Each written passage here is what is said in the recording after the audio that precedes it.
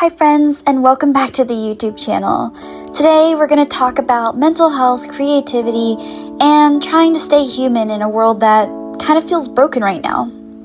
So join me in discussing all these hard topics, but in a friendly way. So grab a snack or grab your sketchbook and let's talk about it.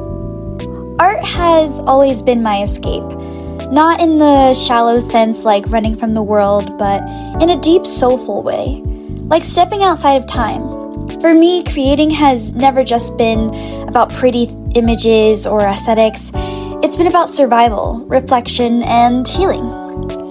It's the one space where I feel completely honest with myself, where I can explore parts of me that feel too heavy to say out loud. But lately, even art has started to feel a bit distant for me. Like a part of me I can't quite reach anymore. The truth is, the world feels pretty bleak right now. It's exhausting to exist. And under Trump's current administration, the exhaustion has only intensified. I don't support his policies, any of them really. They lack empathy, they strip away rights, they push division. It's disheartening and honestly terrifying to see how many steps backward we've taken. The things that should unite us, like compassion, justice, human dignity, feel like they're constantly under attack. As someone trying to find a space for softness and creation in the world that's hard and violent, it's feeling like trying to grow flowers in concrete. And then there's AI. I know about my video last week. I had to private it. I feel like I wasn't able to communicate clearly, but what I'm trying to say is it's not going away. I know this, you know this. I've made peace with the fact. But its growing presence in the art world leaves me feeling kind of hollow. It's like watching machines mimic the soul without ever trying to understand it. Truly. Art is born from struggle, from joy, from loneliness, from identity. It's what we do with our pain and our dreams. AI doesn't feel. It doesn't struggle. It just computes. Watching something that cold and disconnected flood spaces meant for expression makes me worry for the future of artists, especially small ones like myself, especially artists like me or some of the people you see on YouTube who are trying to grow. And it's unfortunate that we have to adapt to it. But we're still trying to find our own place in the world, and it's not really helpful when we have AI stopping our tracks. And we're already carrying so much. Every time I turn on the news, scroll social media, or just glance at a headline, it feels like another punch in the gut. Climate disasters, racism, war, misogyny, transphobia, mass shootings, injustice, it's relentless. The media rarely gives us space to breathe, let alone hope. The negativity isn't just overwhelming, it's like very toxic. It erodes your mental state, especially when you're already struggling to stay afloat. Some days, it's a fight just to keep my head above water. That heaviness creeps into my creativity too. I wish I could say art always makes me feel better. I mean, sometimes it does. It's a release. It's therapy. But when you're trying to make a career out of your passion, things get complicated. You have to be consistent. You have to push content. And again, there's nothing wrong with that. It's a very demanding career, especially to start independently and on your own with really lack of resources or know-how. You have to stay relevant, and when you're a full-time college student working 2 jobs just to make ends meet, I'm hinting at myself, honestly, consistency becomes this impossible standard. I don't get to draw as much as I want to. I don't get to create just for the joy of it anymore. And when I finally do get to sit down and make something, it's like I'm not the same person I used to be. I get tired faster, my hands lose focus, my mind wanders, I have to take breaks every couple hours just to reset. I used to be able to finish a painting in 3 days max. Now, my current work in progress has taken me over 3 weeks. And it's not even finished. It's frustrating. It's heartbreaking, honestly. It makes me wonder if I've lost something. My spark, my stamina, my flow. Maybe it's still there, just buried under the stress and exhaustion. But some days it feels really far away.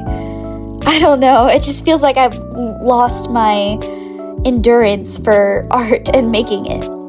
The painting you're seeing in the background right now, it's from about 4 years ago.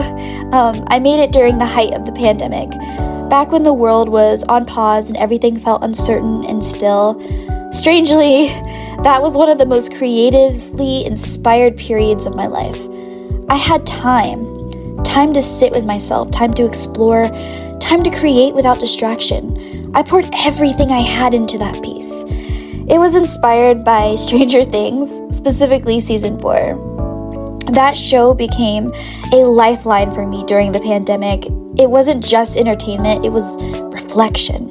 It was emotional validation. I saw so much of myself in the characters, especially Max and Will. Max's trauma, her guilt, her isolation, how she locked herself away emotionally because it felt safer than risking being hurt again. I felt all of that. And Vecna, he was like a physical embodiment of depression, of self-hatred. He preyed on people's most painful insecurities, their inner darkness. Watching Max fight to survive that, to resist the crushing weight of her own mind, it mirrored my own struggle to stay grounded in a time when I felt completely untethered. And then there's Will. God, I love Will. He's my favorite character in the entire show. So soft-spoken, so overlooked, so emotionally intelligent. He's been through so much and yet nobody seems to really see him. He hides his pain because he doesn't want to be a burden.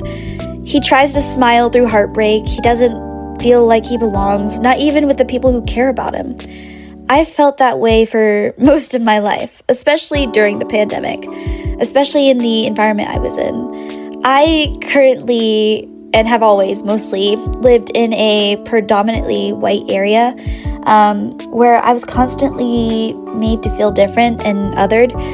I was bullied for the color of my skin, my hair, anything you can think of as a Black woman growing up in a white society. Friends disappeared, people showed their true colors over the pandemic, and I was left alone with my thoughts and no one really to talk to. I felt invisible and misunderstood, just like Will. The girl in the painting I made has a tattoo mark on her arm, and I put that there as a symbol of myself. I have the same tattoo. She's a bit of a version of me, not a happy one, but an honest one. That piece was about exploring my self-loathing in a healthier way than I had before. Instead of burying my pain, I painted it. And that, more than any other moment, felt like the peak of my art. Not because of technical perfection, but because of emotional truth. That's when I knew that art meant something to me, that it wasn't just a hobby, it was a language, a way to say things I didn't know how to speak.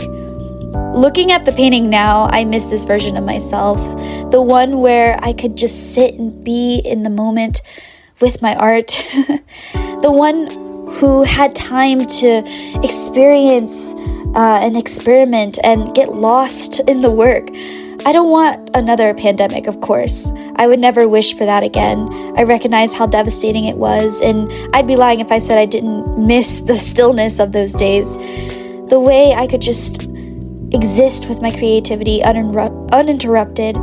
I was able to nurture that part of myself in a way I haven't been able to since. And now it's just deadlines, bills, classes, shifts, expectations.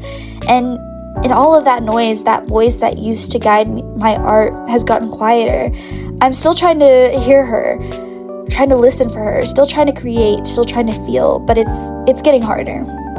So to everyone watching this, if you've ever felt burnt out, uninspired, or if you're slowly losing the part of yourself that you used to dream, I see you. You're not alone.